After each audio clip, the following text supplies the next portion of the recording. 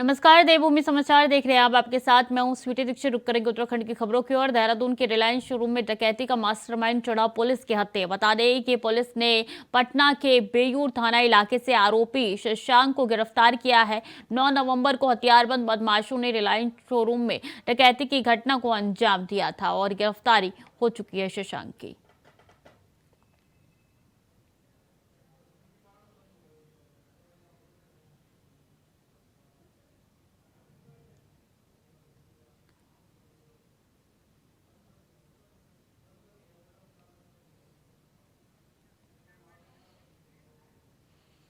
और बीजेपी ने जहां आगामी लोकसभा चुनाव को लेकर 400 सीटों को जीतने का लक्ष्य निर्धारित किया है, साथ ही इस नारे को वॉल पेंटिंग के जरिए एक अभियान की तरह लिया जा रहा है। वहीं कांग्रेस ने इस पर कटाक्ष करते हुए पूर्व मुख्यमंत्री हरीश रावत ने कहा है कि घमंड रावण और अहिरावण का भी नहीं रहा, ये रावण और अहिरावण वाली पार्टी का भी इस बार घमंड चूर हो जाएगा। उन्होंने कहा कि 2024 के लोकसभा चुनाव में बीजेपी 200 पार भी नहीं जाएगी।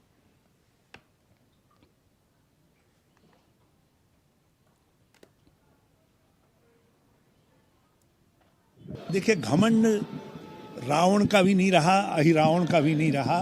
तो ये जो रावण अहिरावण वाली पार्टी है, इसका घमंड जो है इस बार चूर हो जाएगा। ये 2024 में 200 के पार नहीं होंगे। आप देख करके चलिएगा, 50% कर दो बिल्कुल।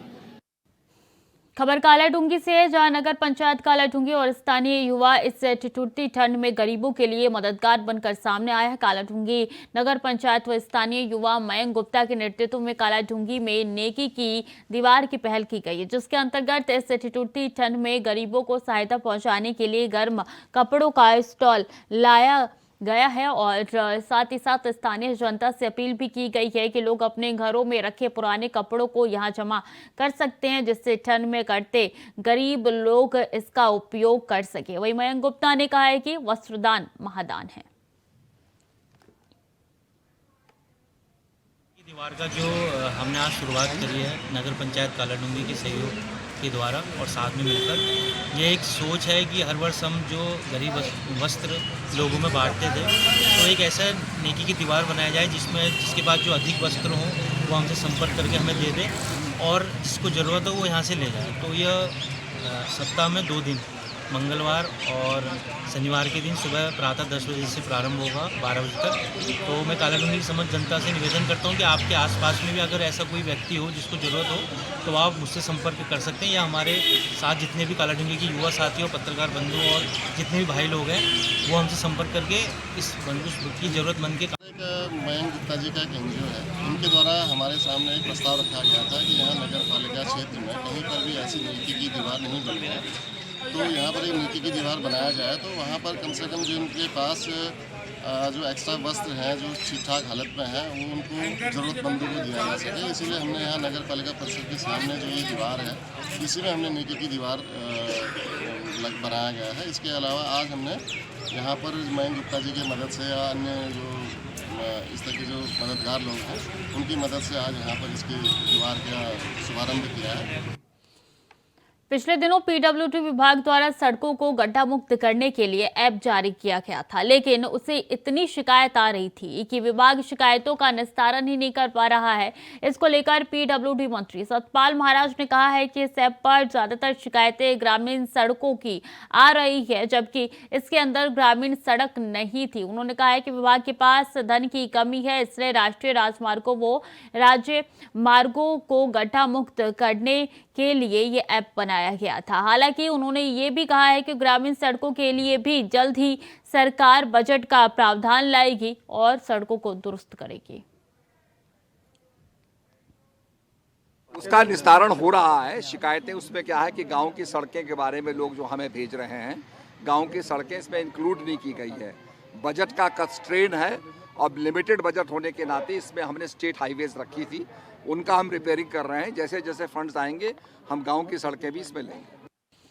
प्रधानमंत्री कृषि सिंचाई योजना में गड़बड़ी के आरोप में सरकार ने रायपुर के कृषि एवं भूमि संरक्षण अधिनियम राजदेव पवार को निलंबित कर दिया। वहीं देहरादून के मुख्य कृषि अधिकारी लतिका सिंह से जवाब तलब किया गया है, जबकि डीजी कृषि और उद्यान रणबीर सिंह चौहान को न्याय पंचायत अधिकारी वीरेंद्र सिंह नेगी और रिटायर्ड विकासखंड प्रभारी विनोद दसमाना पर भी कार्रवाई के निर्देश दिए गए हैं।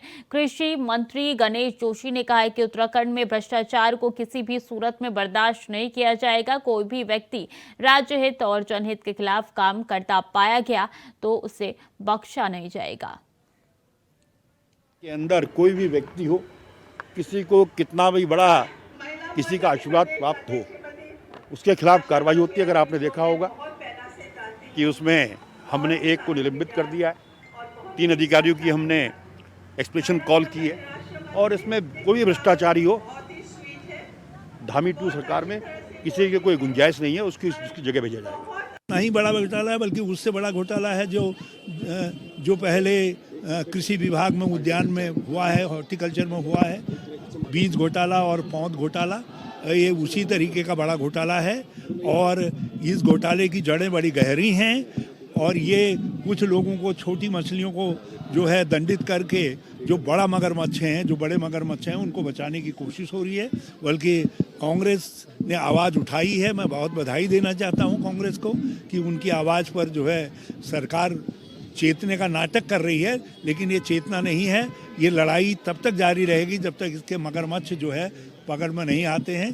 ये कृषि क्षेत्र में, बागवानी के क्षेत्र में किसानों के साथ जो ज्यादती हो रही है उसका एक भाग है। आपको नहीं लगता?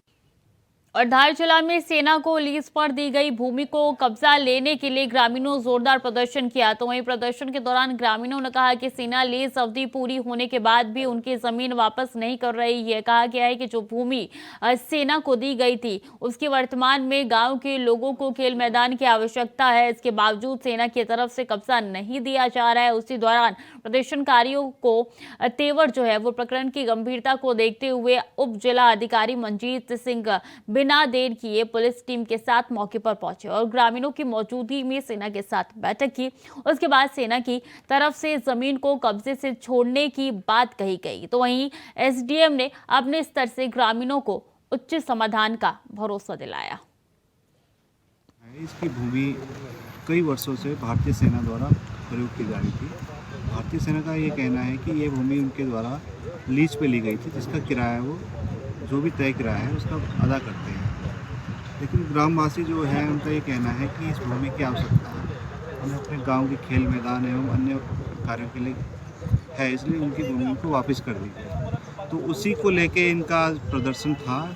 तो हमारे द्वारा पुलिस प्रशासन द्वारा संयुक्त रूप से भारतीय सेना के अधिकारियों से बैठक की गई, ग्रामवासियों के साथ बैठक की गई, बातचीत की गई और उसमें ये निष्कर्ष निकाला है कि यदि ये ग्रामवासी अपनी भूमि भारतीय सेना को देने पर सहमत नहीं है तो एक लिखित प्रारूप पर उनको सूचना देंगे, जिसमें अपनी भूमि का विवरण भी खोला जाएगा। कि जब ये 1962 में जब हमारे पूर्वजों ने ये लीज में दी होगी और ये 2009 में इसकी लीज समाप्त हो चुकी है और सेना ने यहाँ से अपना पूरा सामान हटा दिया है, उसके बाद भी इस ज़मीन को काश्तकारों को नहीं दे रहे हैं।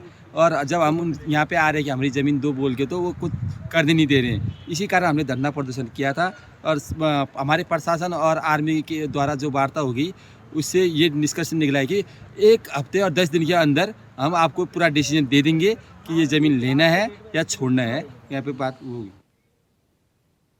और बता दें, मौसम विभाग की चेतावनी सही साबित हुई है। धर्मनगरी में छाया है घना कोहरा, आम जनजीवन की रफ्तार धीमी हो चुकी है, लोग घरों में कैद होने को मजबूर हो चुका है, पूरा जीवन अस्त व्यस्त हो चुका है। तो ऐसे में मौसम विभाग ने ये चेतावनी जारी की थी कि घना कोहरा छाया रहेगा और ये सच साबित हुई है। तो हरिद्वार यानी कि धर्मनगरी में धीमी रफ्तार लोगों की हो चुकी है और ऐसे में आपको बता दें कि घना कोहरा छाया हुआ है। आम जनजीवन की रफ्तार जो है वो धीमी हो चुकी है, पूरा जीवन अस्त व्यस्त हो चुका है, लोगों को काफ़ी दिक्कतों का सामना करना पड़ रहा है, विजिबिलिटी शून्य हो चुकी है, आम जनजीवन की रफ्तार जो है वो धीमी हो चुकी है और इसलिए इस बढ़ती ठंड के कारण लोगों का जीवन जो है वो पटरी पे नहीं आ पा रहा है।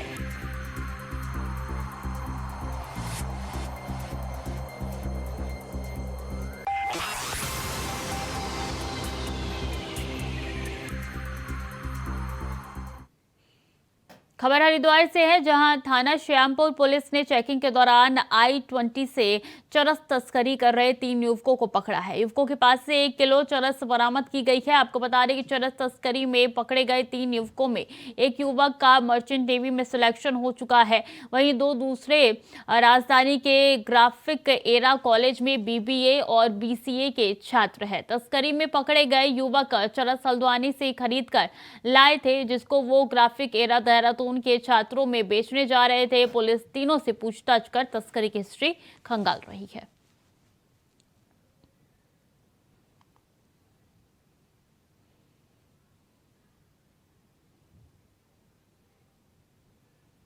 खबर देहरादून से है, जहां हत्या और डकैती के मामले में पिछले 12 साल से फरार चल रहा अभियुक्त को दून पुलिस ने जालंधर से गिरफ्तार किया है। वैसे संबंधों के चलते अभियुक्त अजय से साल 2012 में अपने 4 साथियों के साथ मिलकर एक व्यक्ति की हत्या कर दी गई थी।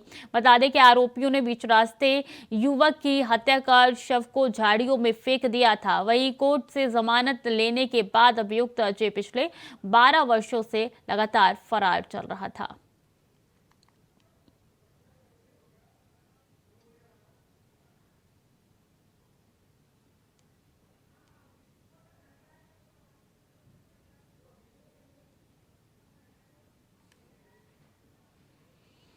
खबर जसपुर कोतवाली क्षेत्र से है, जहां पशु आहार बनाने वाली NLT ट्रेडिंग कंपनी में एक कर्मचारी की भूसी में दबने से मौत हो गई। सूचना पर मौके पर पहुंची पुलिस शव को कब्जे में लेकर जांच में जुट गई है। आपको बता दें कि कंपनी में ट्रैक्टर से भूसी को आगे करने के दौरान युवक भूसी में दब गया, जहां उसकी मौत हो गई। सूचना पर पहुंची पुलिस ने शव को कब्जे में लेकर पंचनामा भर पोस्टमार्टम के लिए भेजा है। जांच में जुटी पुलिस ने कंपनी मालिक को गायब पाया है। मृतक के परिजनों की मांग है कि इंसाफ हो।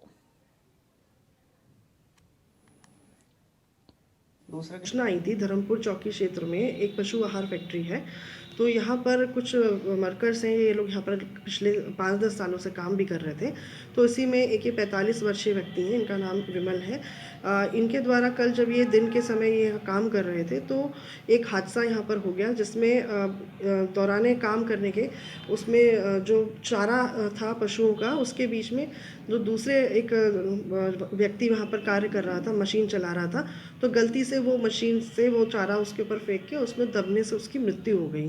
तो CCTV फुटेज उस स्थान का और उस घटनाक्रम का पुलिस को मिल गया है और उस फुटेज में ये पूरी घटना हमने देख ली है। और इस प्रकार ये है तो एक प्रकार से दुर्घटना ही, परंतु इसमें अगर तहरीर मिलती है तो उसमें हम अगली कार्रवाई लापरवाही आदि में करेंगे।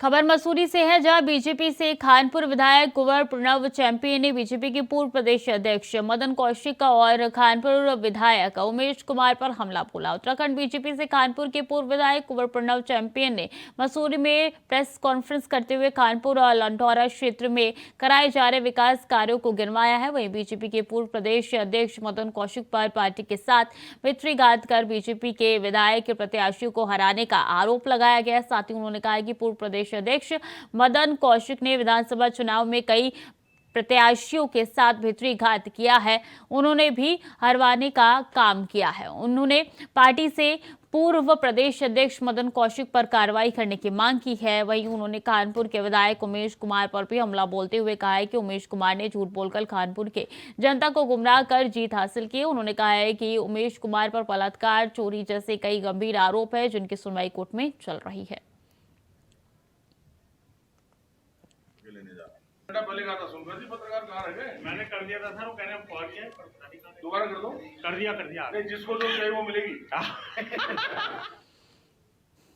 अंकिता भंडारी मर्डर केस को लेकर एक बार फिर से कांग्रेस राज्य सरकार पर हमलावर है। इस दौरान कांग्रेस प्रदेश अध्यक्ष ने 14, 15 और 16 जनवरी को अंकिता भंडारी को न्याय दिलाने के लिए प्रदेश भर में भारत जोड़ो न्याय यात्रा निकालने का ऐलान किया है। वहीं इस मामले में संलिप्त कई लोगों पर जांच की मांग की गई है। आपको बता दें कि कांग्रेस प्रदेश अध्यक्ष ने करण महारा ने प्रदेश में बढ़ते महिला उत्पीड़न को लेकर NCB की रिपोर्ट प्रकाशित की है, जिसमें हिमालय राज्यों में उत्तराखंड महिला उत्पीड़न में पहले नंबर पर है। साथ ही उन्होंने CM पुष्कर सिंह धामी को महिला उत्पीड़न, राम मंदिर और सुरक्षा व्यवस्था पर खुली मोर्चे करने की चुनौती दी है।